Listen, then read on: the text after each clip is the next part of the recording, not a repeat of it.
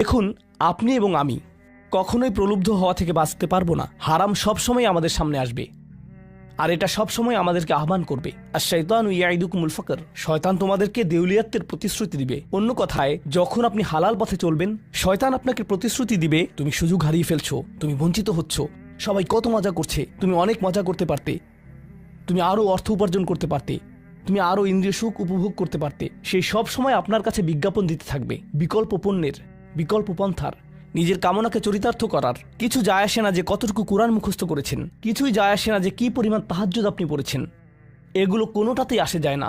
শয়তান থামবে না। দিন শেষে আপনি তো একজন মানুষই। দিন শেষে কামনা বাসনাগুলো আপনার মাঝে থাকবে, আর শয়তান থামবে না, সে আপনার পেছনে লেগেই থাকবে। শয়তানের একটা কৌশল আল্লাহ বর্ণনা করেছেন। তার মনস্তাত্ত্বিক কৌশলটি হল যায়্যানা লাহুমুশ শাইতানু আমালাহুম। শয়তান তাদের কাজগুলোকে তাদের কাছে আকর্ষণীয় করে দেয়। শয়তান আপনার কাছে আসবে, আপনাকে প্রলুব্ধ করবে। তখন আপনি বলবেন, হ্যাঁ এটা খারাপ, কিন্তু আমি তো অনেক ভালো কাজও করি। হ্যাঁ আমি এলোমেলো কাজ করছি, কিন্তু আমি তো নামাজও পড়ছি। আর আমি তো কাফেরও না, তো সমস্যার কিছু নেই। আর এইবার করেই আমি থেমে যাব। এমন না যে আমি এটা করতেই থাকবো, শুধু একবারই করব। এভাবে নিজেকে সব ধরনের যুক্তি দিতে থাকেন, নিজে নিজে এটাকে বৈধতা দিতে থাকেন। আপনার চিন্তায় এটা এখন আর অতটা খারাপ না। আর তারপর যখন এমন মানুষ চারপাশে থাকেন যাদেরকে বলেন যে এটা তো খারাপ, আর তারপর যখন এমন মানুষের চারপাশে থাকেন যাদেরকে বলেন যে এটা তো খারাপ, তারাও আপনাকে বলে, না ভাই কাম অন, এটা অতটা খারাপ না, থামো তো, এরকম কথা বলো না, না আল্লাহ ওইরকম না, আল্লাহ তোমাকে শাস্তি দিবেন না, কেন এরকম হতাশাজনক কথা বলছো, তুমি অতিরিক্ত চিন্তা করো। আপনি তা শুনেন, আর এটা আপনাকে প্রভাবিত করতে শুরু করে। কিন্তু যখন কাজটা করে ফেলেছেন, যেটাই করেছেন, হতে পারে এটা অ্যালকোহল অথবা অন্য কোনো মাদক, এটা কারোর সাথে সম্পর্ক হতে পারে, সেটা যাই হোক, যখন নিজেকে বলেন যে এটাই শেষবার, কিন্তু এটাই শেষ তো না। কারণ যখনই কাজটা ঘটে যায় আর কয়েকদিনের মধ্যে অনুশোচনাও কেটে যায়, তখন মোবাইলে আরেকটা মেসেজ চলে আসে, তারপর আরেকটা দাওয়াত আসে, তারপর আপনি বলেন না এটাই শেষবার, আবারও সেই চক্রে আটকে যান, আর আবারও সেটা করেন, আর তা করতেই থাকেন। শয়তান ঠিক এটাই চেয়েছিল। মানুষ এই চক্র বন্ধ করতে পারে, আল্লাহর প্রতি নিবিষ্ট হয়ে বলতে পারে, ইয়া আল্লাহ, আমার বন্ধুরা কি বলছে তাতে কিছু যায় আসে না, শয়তান কি ওয়াসওয়াসা দিচ্ছে তাতে কিছু যায় আসে না, কতবার এই বিভৎস চক্রে আটকা পড়েছি তাতে কিছু যায় আসে না। আমি ফিরে আসলাম, আমি ফিরে আসলাম, আমি ফিরে আসলাম 2 দিন অনুতপ্ত থেকে আবারও পাপে লিপ্ত হওয়া থেকে। আমি ফিরে আসলাম আপনার কাছে ক্ষমা চাওয়ার পর আবারও পাপ করা থেকে। ওয়ালাম ইউসিরু আলা মা ফাআলু ওয়া হুম ইয়ালামুন। তারা পাপ কাজগুলো বারবার করে না, আর তারা জানে যে তারা কি করছে। আমি সেই লোকদের অন্তর্ভুক্ত হব না? ওয়ালাইসাতিত তাওবাতু লিল্লাযিনা ইয়ামালুনা আস-সাইয়্যাত। তওবা, অনুশোচনা তাদের জন্য কাজ করে না যারা পাপ করতেই থাকে। এমনকি তওবা করার পরেও এটা সেই মানুষদের জন্য না যারা এই চক্রে আটকে যায়। এটা তাদের জন্য যারা বলে, ইয়া আল্লাহ, আমি জাহান্নামে যেতে চাই না, আমি জাহান্নামের যোগ্য অনেক কাজ করেছি, কিন্তু এখন আমি থেমে যাচ্ছি। আর এটাই চূড়ান্ত। তারা হলেন আল্লাহর কাছে বিশেষ মানুষ।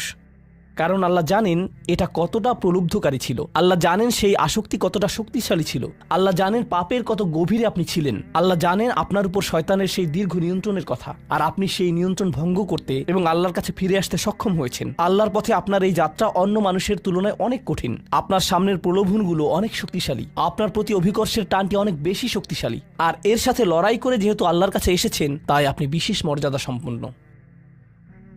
এটা মনে করবেন না যে আমি তাহাজ্জুদ পড়ি না তাই আমি অতটা ভালো না, অথবা আমি আরবি জানি না, বা আমি এখনো সম্পূর্ণ কোরআন পাঠ করিনি আর আমি তাজবিদের নিয়মগুলো জানি না। না না না না না, আপনার বিশেষত্ব এজন্য না যে আপনি 17 বার হজ করেছেন। আপনার জ্ঞান এবং ইবাদতের জন্য আপনি আল্লাহর কাছে বিশেষ না, আপনি আল্লাহর কাছে বিশেষ মর্যাদা সম্পন্ন, কারণ আপনি পাপ থেকে বেরিয়ে এসেছেন আর আপনি শুধু তার ভয়েই ভীত।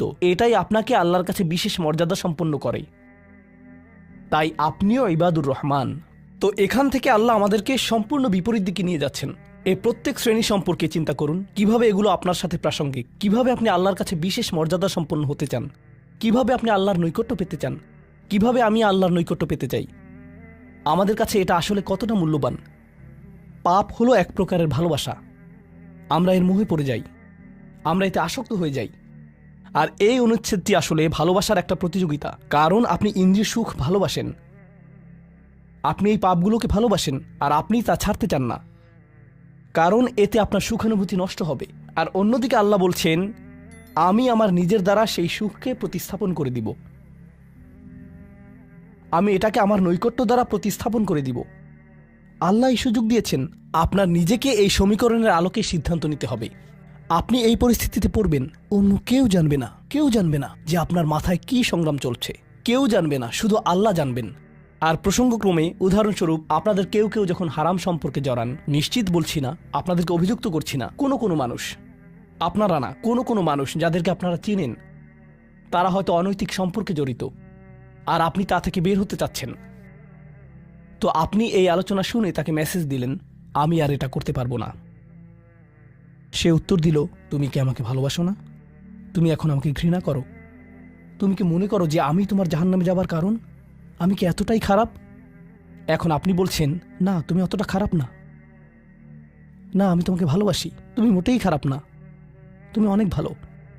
ঠিক আছে, যদি আমার সাথে সম্পর্ক সমাপ্ত করতে চাও, আজকে রাতে আমার সাথে দেখা করো, আর আমার মুখের সামনে এটা শেষ করো।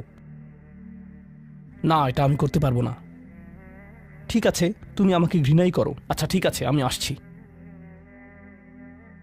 এটা আবার শুরু হয়ে গেল, আর এরপর আপনি আবারও তওবা করতে চান। দেখতে পাচ্ছেন, এটা শুধুমাত্র আপনি না, আপনি হয়তো আবেগগতভাবে কোনো কিছুতে জড়িয়ে যেতে পারেন, আর এখন আপনি আবেগগতভাবে ব্ল্যাকমেলের শিকার হচ্ছেন। এর দ্বারা আপনি খারাপ বোধ করবেন। আপনাকে এর বিরুদ্ধে যুদ্ধ করতে হবে, আপনাকে এটা অবদমন করতে হবে, আর আপনাকে উপলব্ধি করতে হবে যে আপনি হয়তো কাউকে হতাশ করছেন, কিন্তু আল্লাহকে সন্তুষ্ট করছেন।